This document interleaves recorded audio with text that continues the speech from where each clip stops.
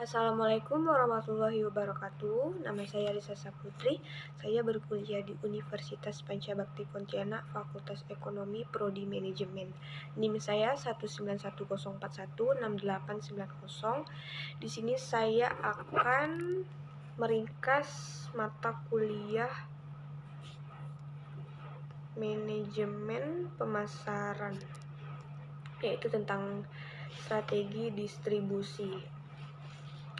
Dalam dunia pemasaran tentu tidak bisa terlepas dari faktor produksi, distribusi, dan konsumsi. Keseluruhan proses tersebut merupakan keserangkaian dari sebuah strategi dalam proses penyaluran. Lalu dalam prosesnya tentu harus mengenal lebih jauh tentang apa yang dimaksud dengan strategi. Seperti namanya sendiri, strategi distribusi memang menjadi sebuah tanggung jawab dalam dunia pemasaran, dalam sebuah pendistribusian barang ataupun produk lainnya, tentu saja dari tangan produsen menuju ke konsumen. Pasti ada sebuah perantaranya. Strategi bertujuan untuk mendapatkan keuntungan dengan hasil yang maksimal. Untuk mengetahui lebih jelasnya, berikut beberapa jenis strategi yang wajib diketahui. Yang pertama yaitu strategi insentif. Dalam strategi yang satu ini ada sebuah keunikan yang disajikan, yaitu sebuah strategi yang menjadi dasar dalam sebuah penempatan produk dagang. Biasanya yang dilakukan oleh sebuah perusahaan ini tertentu adalah dengan mengedarkannya secara eceran atau bisa disebut dengan langkah retail. Pengeceran juga disebut sebagai distributor. Strategi yang satu ini merupakan strategi yang cukup sering digunakan dalam prosesnya jika ingin menggunakan strategi yang satu ini. Yang kedua, ada strategi selektif. Sama halnya dengan strategi yang sebelumnya, strategi yang satu ini tentu bertujuan untuk memberikan dampak terbaik dalam sebuah produksi barang tertentu. Perbedaan dengan strategi sebelumnya adalah melalui strategi yang satu ini, produsen akan memilih distributor yang tepat untuk mendistribusikan produknya. Strategi yang ketiga yaitu strategi secara eksklusif.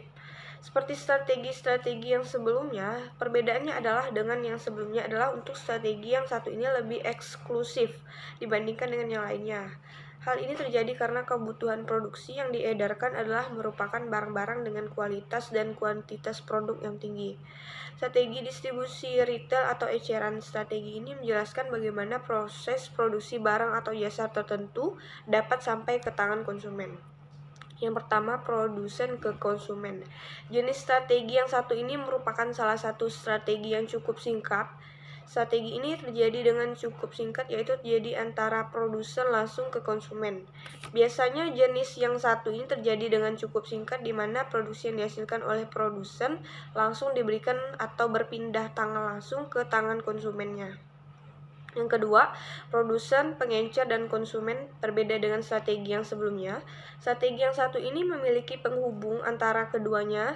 Perbedaan yang satu ini adalah dengan adanya pengencer di antaranya, maka produsen tidak langsung memberikan barang produksinya ke konsumen. Yang ketiga, produsen ke pedagang besar. Kemudian pengecer dan konsumen. Untuk yang satu ini, tentu saja produsen yang dimaksud adalah produsen dengan tingkat produktivitas yang tinggi. Selain itu, produsen tentu saja akan memberikan atau menaruh produknya pada sebuah perusahaan besar yang dalam hal ini akan disebut sebagai pedagang besar. Yang keempat, produsen melalui agen pengencer konsumen. Untuk strategi yang satu ini kebanyakan akan menggunakan agen yang memang telah ditunjuk sebelumnya. Penunjukan tersebut merupakan langkah yang preventif dalam menunjang keberlangsungan produk dari tangan produsen. Biasanya setelah produk sampai di tangan agen, maka agen untuk mencari pengencer yang tepat untuk ditunjukkan sebagai penyalur. Nah, contoh distribusi dalam bisnis yang pertama itu ada distribusi lokal. Dengan penerapannya, maka bisnis yang dijalankan akan semakin maju tanpa adanya kendala yang berarti.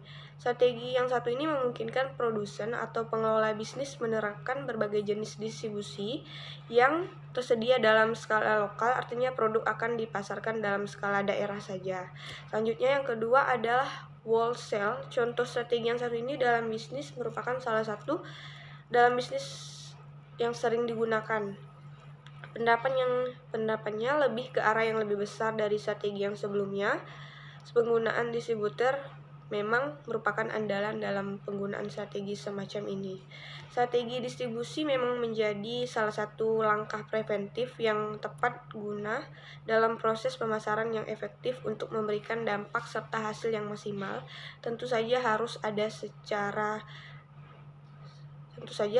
acara serta penunjukan agen yang tepat. Hal yang perlu diperhatikan dalam membangun strategi distribusi ini yang optimal adalah dengan melakukan manajemen inventory yang optimal agar seluruh stok kita bisa berada dalam kendali. Demikian itu saja ringkasan yang saya buat.